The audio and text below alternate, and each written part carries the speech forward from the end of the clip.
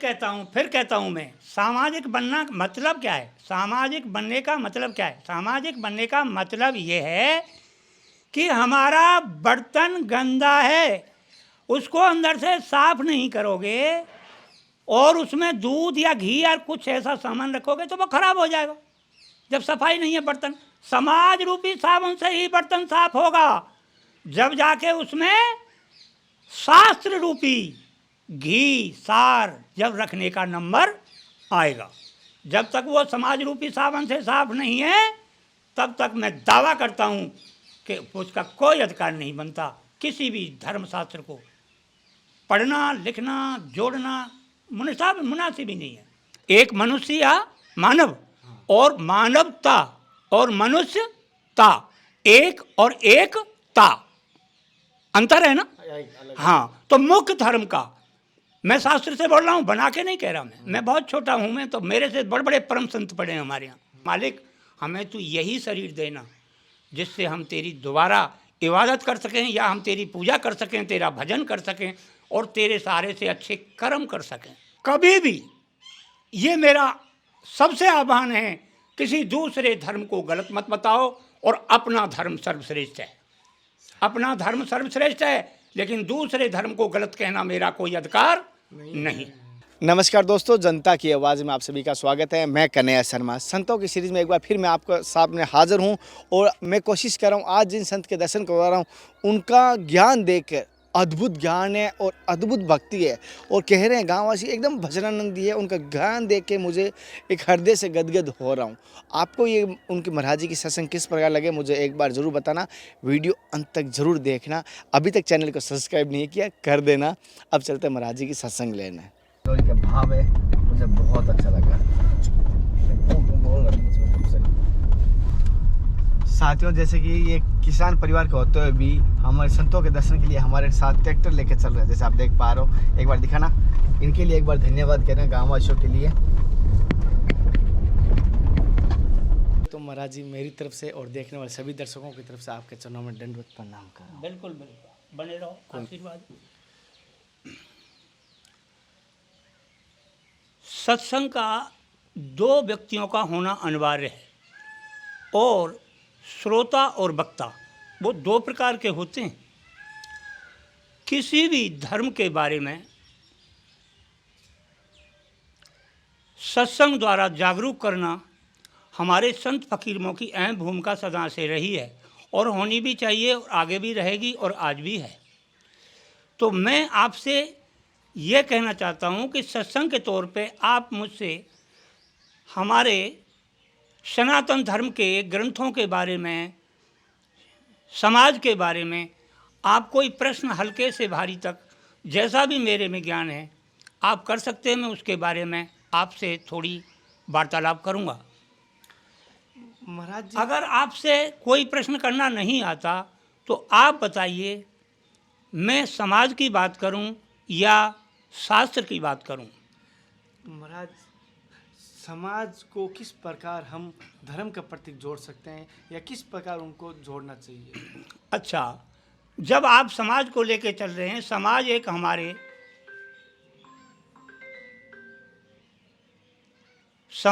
हमारे अहम शास्त्र जिसमें 4 वेदों का व्याख्यान आता है, उसमें से हमारा एक बहुत बड़ा अंग है समाज का।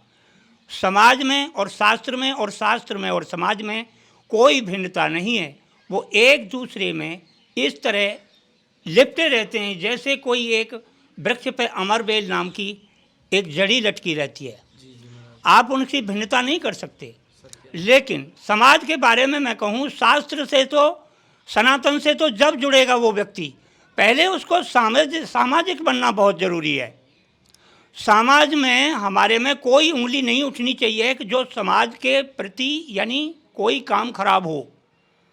पहले सामाजिक होना चाहिए। जब सामाजिक बन जाएगा तो सनातन धर्म में तो अपने आप लिप्त हो जाएगा, फिर बहुत नंबर जल्दी आ जाएगा।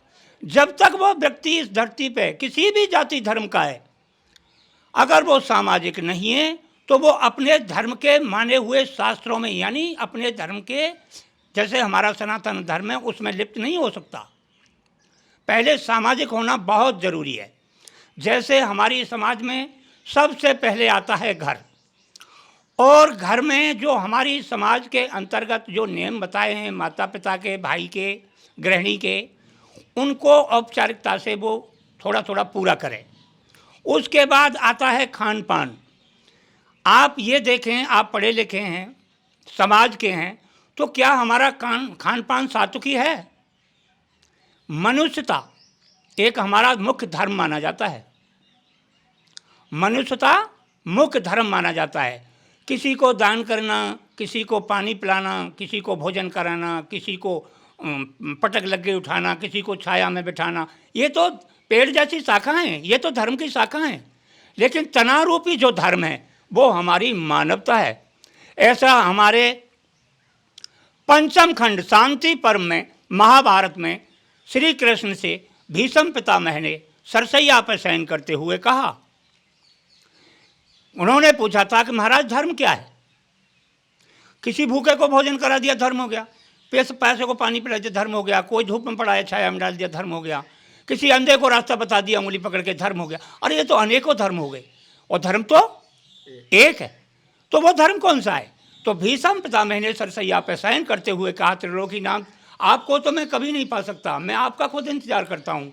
लेकिन जब आप इसको देखते हुए आप प्रश्न कर ही रहे हो, तो मैं अपनी बुद्धि के और आपकी कृपा के अनुसार मैं आपको एक बात बताता हूँ। मुख्य धर्म हमारी मनुष्यता है, मानवता है। एक मनुष्य या मानव, और मानवता और मनुष्यता, एक और एकता, अंतर है ना? हाँ, तो मुख्य धर्म का मैं शास्त्र से बोल रहा हूँ, बना के नहीं कह रहा। मैं बहुत छोटा हूँ, मैं तो मेरे से बड़े बड़े परम संत पढ़े हैं हमारे यहाँ। तो मुख्य धर्म का नाम है मनुष्यता। तो अपनी मनुष्यता जैसे धर्म के अंतर्गत और अपनी समाज का कुछ लिहाज करते हुए वो अपने घर में अपने परिवार के साथ ऐसा ही व्यवहार करे, वो होना चाहिए। और भोजन सात्विकी करे, चाहे वो रूखा सूखा चटनी से कैसा भी हो, चाहे वो व्यंजन कितने प्रकार के हों, लेकिन सात्विकी हों। जब इन औपचारों को घर में पूरा करने के बाद जब वो घर से दरवाजे से बाहर निकलता है, तो फिर पड़ोस आता है। क्या पड़ोसियों से आपका प्रेम है?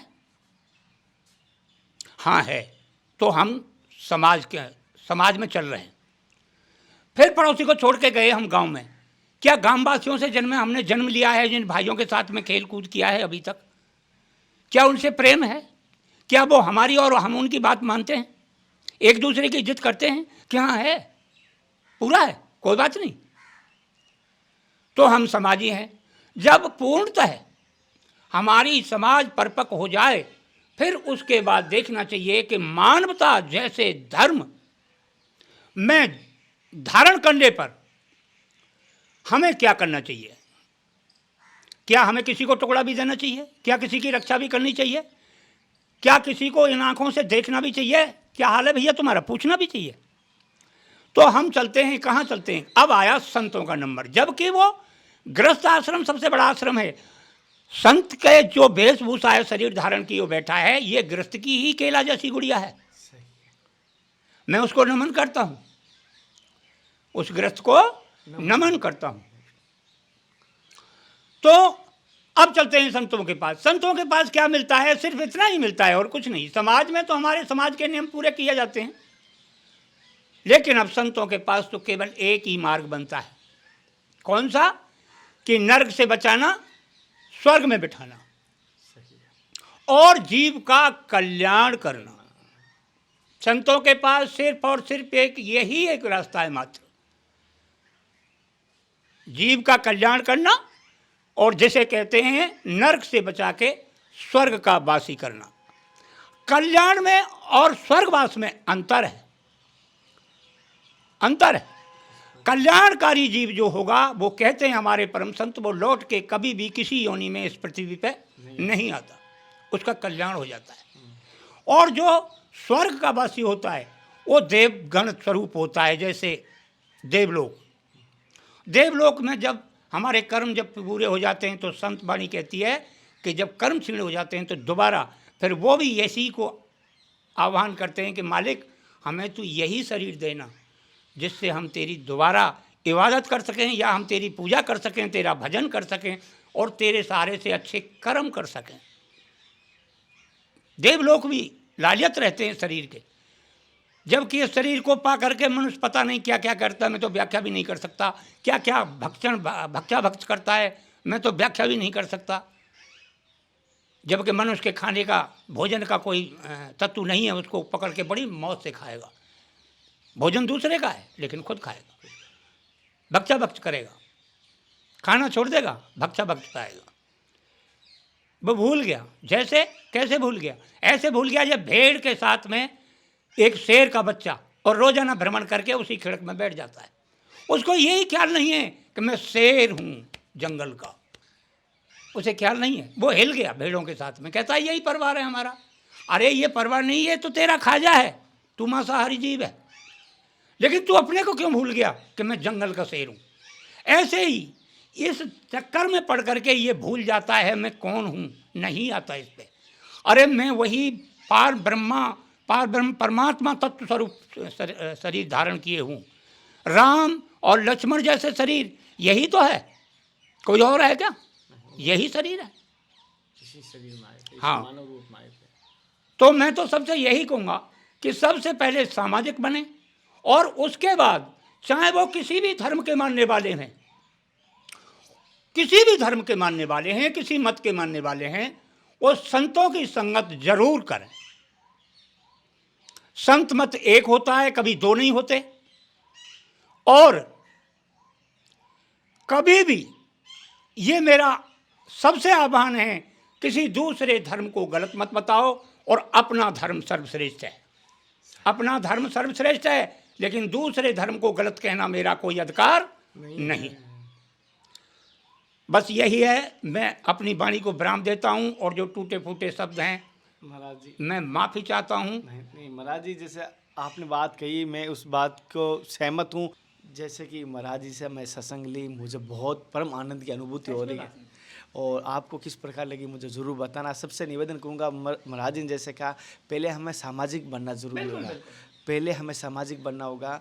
और महाराज जी की सत्संग से मुझे जो आनंद हो रही है, मैं कोशिश करूँगा महाराज जी से कभी फिर आने की कोशिश करूँगा महाराज जी के चरणों में। मैं फिर कहता हूँ मैं, सामाजिक बनना मतलब क्या है? सामाजिक बनने का मतलब क्या है? सामाजिक बनने का मतलब ये है कि हमारा बर्तन गंदा है, उसको अंदर से साफ नहीं करोगे और उसमें दूध या घी या कुछ ऐसा सामान रखोगे तो वो खराब हो जाएगा। जब सफाई नहीं है बर्तन, समाज रूपी साबुन से ही बर्तन साफ होगा, जब जाके उसमें शास्त्र रूपी घी सार जब रखने का नंबर आएगा। जब तक वो समाज रूपी साबुन से साफ नहीं है, तब तक मैं दावा करता हूँ कि उसका कोई अधिकार नहीं बनता। किसी भी धर्मशास्त्र को पढ़ना, लिखना, जोड़ना मुनासिब ही नहीं है। समाज रूपी साबुन होना चाहिए, जब जाके ये साफ होगा और फिर उसमें जब जाके शास्त्र और महात्माओं की दी हुई वाणियाँ फिर वो इकट्ठी होंगी, जब जाके कहीं वो धार्मिक बनेगा। जैसे कि महाराज जी ने कहा, आपको महाराज जी की सत्संग किस प्रकार लगी मुझे ज़रूर बताना। फिर मिलते हैं संत महात्मा के साथ, तब तक जय हिंद, वंदे मातरम, हर हर महादेव, जय श्री कृष्ण, जय श्री राधे। हे नाथ, हे मेरे नाथ, मैं आपको भूलूँ नहीं।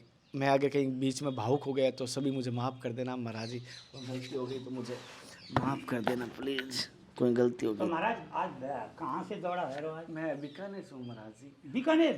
संतों के दर्शन के लिए भटकता रहता हूँ लोगों को। बीकानेर तो हम 2-4 चक्कर देख के आए। आपका वो है ना कैंसर हॉस्पिटल? हाँ महाराज बीकानेर में। जी महाराज जी। और एक गंदे नाले के पास एक प्याऊ है। जी महाराज जी। बड़ा मीठा पानी मिलता है ना, और 20 रुपये चारपाई में आम। एक उसी के पास में धर्मशाला थी, उसमें रुके भी थे। एक मरीज को लेके गया 4 बार में।